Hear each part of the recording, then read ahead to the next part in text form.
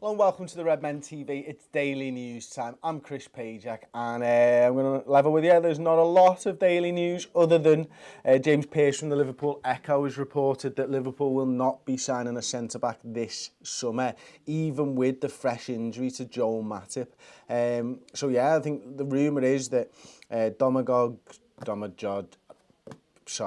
Vida, the Croatian centre-half, we've been rumoured to sign him for a couple of weeks now. Even some places are reporting that we've made bids. A £19.5 million one was the one that I saw yesterday on that. James Pearce is saying that Klopp doesn't want another centre-back, and his words were Liverpool boss Jurgen Klopp has no intention of signing another centre-back this summer, despite Joe Matip's injury setback. However, Liverpool have no interest in Croatian international, are baffled by constant speculation linking them with Vida. Let us know if you want Liverpool to sign a centre-half in the comments section below. Me personally, I spoke a little bit about this on the Starting 11 prediction show. I'd like to see Joe Gomez given an opportunity there. My only concern with that, and I think these fears are well founded, is that if Joe Gomez gets an extended run at centre-half, and I don't think he will. I think Lovren will be the number one partner for Virgil van Dijk. They had a really good understanding at the end of last season. But if Gomez, and Lovren gets injured quite often, has an extended run at centre-half with Virgil van Dijk, and Trent Alexander-Arnold is our right-back, for me, it's a little bit, I don't want to say weak, I don't think weak's the right word. Inexperienced is probably the right word for that centre-half, right-back partnership. The two of them haven't really played together. It's always been one in, one out at the moment. They were both competing for that right-back slot last year. I wonder whether Joe Gomez is going to be used as a right-back at times and when maybe phased over the next couple of years into the centre-back position. Actually, it's in the news as well. This is from the Liverpool FC.com, so the official website. Why Virgil van Dijk is like a big brother to me is the title, and this is him talking about Virgil van Dijk. He says he's, as you'd expect, dominant. He's a good guy. He was skipper at Southampton and is for Holland, and his presence is felt within the camp. I personally get on well with him, both in terms of what we're into and banter-wise. He's a good guy. It's a pleasure to play alongside. It's a pleasure to play with him, and it's about learning from him. He's experienced, and I've got time to grow into that position, talking about centre-back. I enjoy playing there. Hopefully we can build and keep progressing together. So that's Joe Gomez setting his stall out for me. I mean, he's saying that he enjoys playing centre-half. I think everybody will agree that that's where his position certainly was. He probably sees himself as a centre-back down the line. I just wonder whether he's going to get the opportunities this season, or whether it's going to be a gradual thing, and whether we will use him at right-back at times this season, or, maybe this is going to be difficult with the centre-backs that we've got in a three at the back playing on that right-hand side like he did for England, or like Kyle Walker did in the World Cup for England, I suppose. So they're the two pieces of news, really. That's about it, other than on the incomings and stuff. And the only other one is Crystal Palace are targeting Marco Grujic, as well as Chelsea's Danny Drinkwater. So Palace have made a late bid to sign Marco Grujic on loan from Liverpool. Celtic have held talks with the Reds about re-signing the Serbian international loan after obviously he played for them, I think it was 14 times, it says there, last season. Grujic is a player that I think Jurgen Klopp is going to give a little bit of time to. I think our midfield at the moment, for me, seems to have moved on a little bit from Marco Grujic, and the team's moved on. We're challenging, I think, for different things at the moment. We want to be challenging for the Premier League. When Grujic came into the squad, we weren't even in the top four. But I do think the Klopp's got a lot of trust in Grujic and believes that he can develop and become a better player and maybe become a first teamer of the future. And that's why I think a loan deal is being considered for him. Now, Cardiff or Crystal Palace, if there's a preference there from me, it would probably be Crystal Palace if he's going to get game time.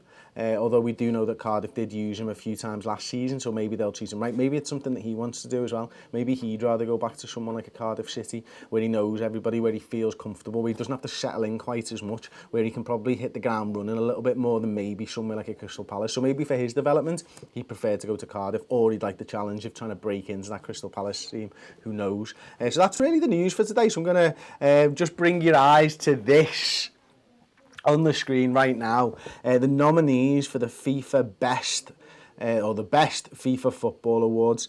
Player of the Year, have a look at this, Mo Salah from Liverpool. And you know what you can do? You can cast your vote right there. And you can just log in, cast your vote for Mo Salah to be the Player of the Year. It's a vote. He's going to win it. He's got to win it. Surely he's got to win it. I mean, listen, it's him, it's Messi, and it's Ronaldo again, probably, you'd guess. Now, are the Real Madrid fans going to be voting for Ronaldo after he's left them? Probably not. Barcelona fans will be absolutely voting in force for Lionel, of course. But we've got Mo Salah. We've got Liverpool fans. We've got Egyptians. We can win this vote. And I am begging you here to go for it. Just vote for him. Get him in there. Some comments then, Si. We got anything on Vida and Liverpool not looking likely to sign a centre-half? Yeah, so Tom L says, I think that a centre-back is needed, but not desperately needed. It should be a second priority behind an attacking midfielder. If Van Dijk gets a long-term injury, do we fully trust Matip and Lovren? Well, I don't know whether you can trust the two of them. I think it's a good point. I think, Lovren's been injured. He just goes missing sometimes, doesn't he? Misses a few games here and there, nothing major, but that rhythm that you need to build up as a professional footballer, I think he never seems to, he just seems to break down at the wrong time. Matip has just been riddled with injury since we've signed him and before, in fairness.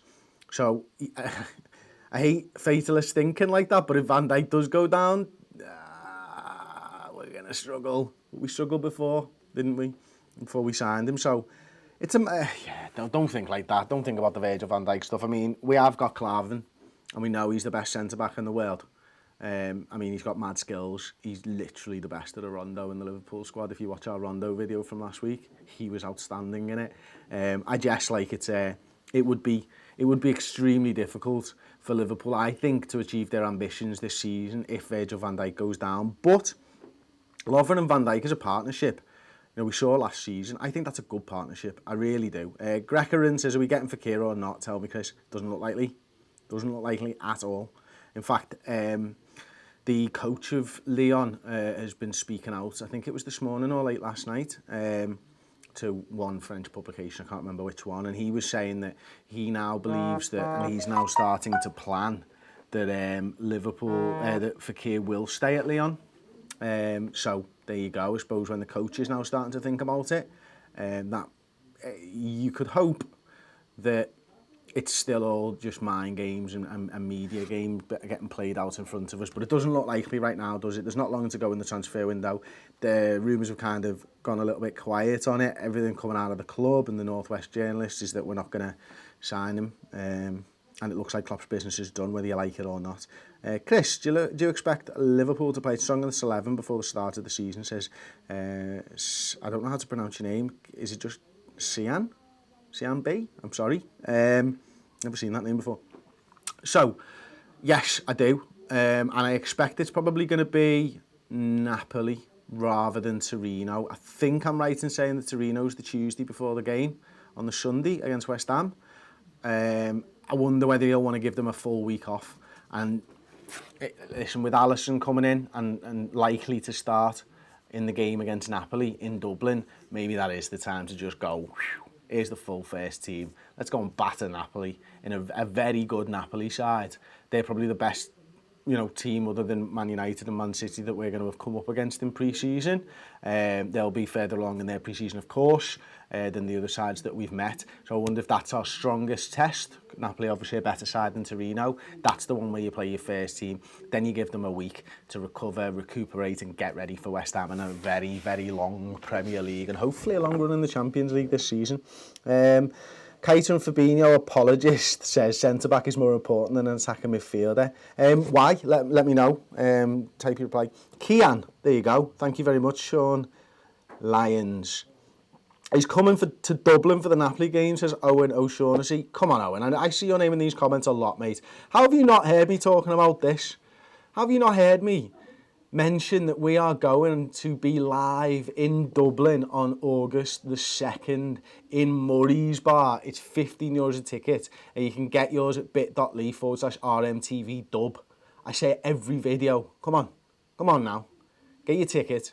If you're in Dublin, come and meet me in person, and then I want to know in person why you've not heard me say this before, Owen. So yeah, we will be there. We'll be there for the Napoli game. I'm really looking forward to it, actually.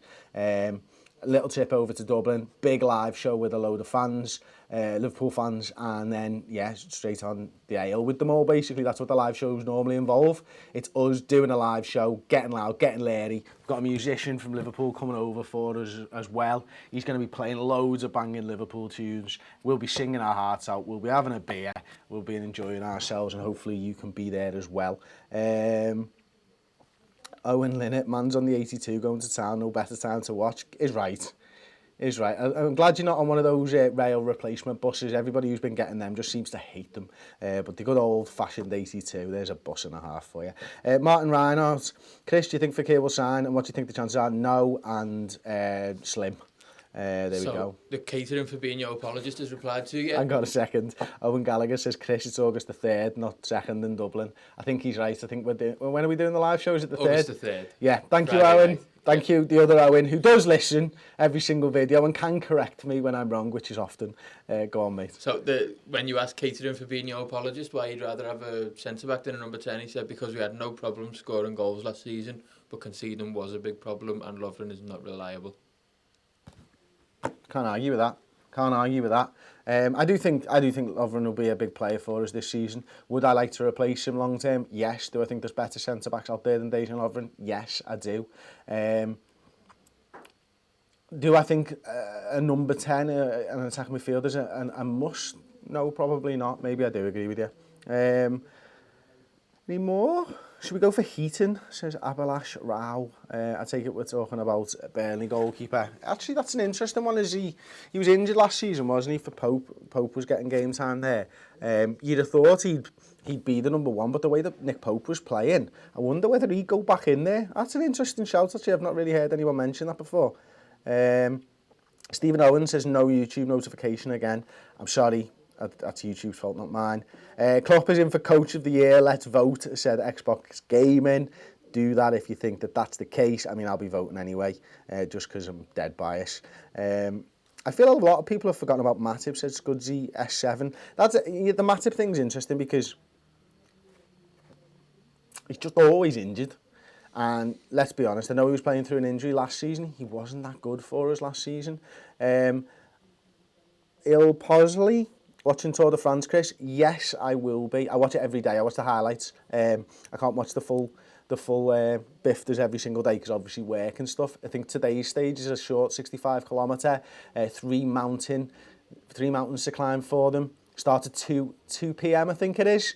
I'm really looking forward to that. I'm expecting G to go on and win this Tour de France. I really am, and I really am backing him. And I hope the Froome he can pull for his teammate. They've been teammates for 10, 11 years or something now, and Geraint Thomas has done amazing things for Froome over the last couple of years.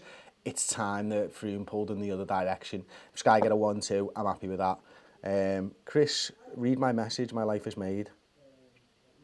Oh, Chris read my message. My life is made. I did read your message. Yes, thank you. What's the news with Lewandowski? I've no idea, David. No idea. I don't like Matip. He appears lazy and slow when defending, says Clive Tugglesworth. A little bit passive for me. That's how I always describe him. I don't know whether he could say... Yeah, maybe you could say he was lazy. If that's your opinion, that's your opinion. Are you going to the Napoli game? Are you kidding me, Ed? We've just had this. I'm going to the Napoli game and I can't wait for this. You've just joined the video and missed the other part, or you're taking the mick out of me. Either way, it's worked. Who would you go out and get, Chris? Are we lightweight with injuries to Matip and Ox, says Fishy Face. Nice name. I don't know. I think Ox is a difficult one because obviously you don't know what type of player is coming back from a major injury like that. Now, I hope that he can come back stronger. And by all accounts, he's been working his arse off during the summer and stuff like that. Everyone who's sort of been in and around Melwood has been saying that. The Matip injury is a concern again. It's mad. We still have 5 centre-backs. We still have Dejan Lovren, we still have Matip, we still have Carvin, we still have Van Dijk, and we still have... I think that's it, isn't it? Have I missed one? Hang on. Matip, Lovren, Van Dijk, Gomez, Klavan. We've got 5 centre-backs. Normally you say 4 for 2. We seem to have 5, just that Lovren and Matip are always dead injured. But that, I suppose, is counting on Gomez. And then you've had the emergence of Nat Phillips as well, so who knows. Anyway, there you go. Martin, Reinhardt, one more. Chris, what do you think the score will be tonight? Well, if you're watching it in England, it's 105, I think it is. So they want to put you through the ringer, 0-0, if you're staying up for it till 3 a.m. That would be the worst scoreline imaginable, wouldn't it? Yeah, 0-0. Let's go with 0-0. Thanks very much for watching. Don't forget to subscribe to Redmen TV if you haven't already. Like the video, please. Leave me your thoughts in the comment section. I'll see you tomorrow for another daily news and a match reaction from the game against Manchester City. So.